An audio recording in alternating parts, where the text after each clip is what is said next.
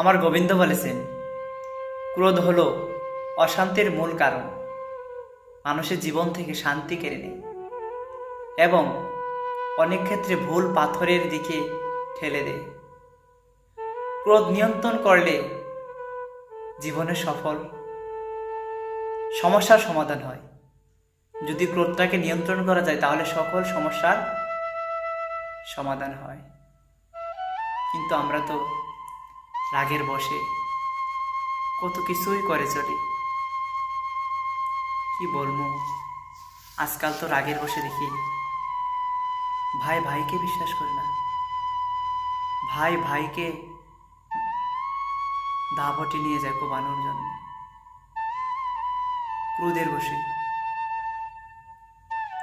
যখন ক্রোধ হবে আপনার, তখন হতাশাগ্রস্ত হওয়া যাবে না, উত্তেজিত হওয়া যাবে না। যখন দেখবেন আপনার ভিতরে ক্রোধ সৃষ্টি হচ্ছে,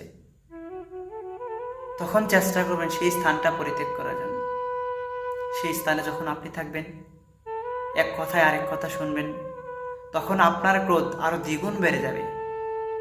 তখন আপনার একমাত্র কর্তব্য হচ্ছে সেই স্থানটা আপনি পরিত্যাগ করুন, অন্য একটা জায়গায় যান, মনটা ঠান্ডা হোক, তারপরে আবার ফিরে আসুন। ক্রোধ থাকা অবস্থায় আপনি যে কাজটাই করবেন, সেই কাজটা কখনো আপনার সফল হবে না। ক্রোধ আপনার প্রতিটি কাজকে ক্ষতি করে দিবে।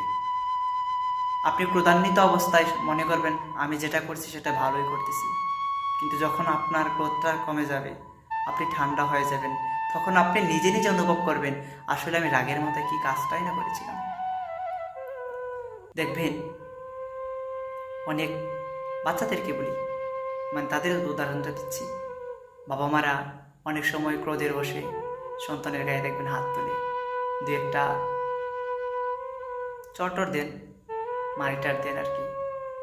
যখন বাবা মার রাগটা কমে যায়, তখন বলে ইস আমি আমার কলিজাটার উপর হাত দিছি, আমি আমার সোনাটারে মারছি, বাবা তোমারে মারছি আমি, কি প্রেম। কারণ তখন তো রাগান্বিত অবস্থায় থাকেন, তিনি তো তখন চিন্তা করেন না সেই কথা, রাগ থাকে মাথায়। সেই জন্য স্বামী স্ত্রীর মধ্যে রাগ হয়। আর একটা মেসেজ দিয়ে রাখছি আপনাদের, স্বামী স্ত্রী যদি রাগ হয়, দেখবেন যদি আপনার স্বামী রাগ হয়, তখন আপনার যতটুকু সম্ভবত আপনি চুপ করে থাকবেন, কোনো ধরনের কথা বলবেন না, রাগটা থামুক।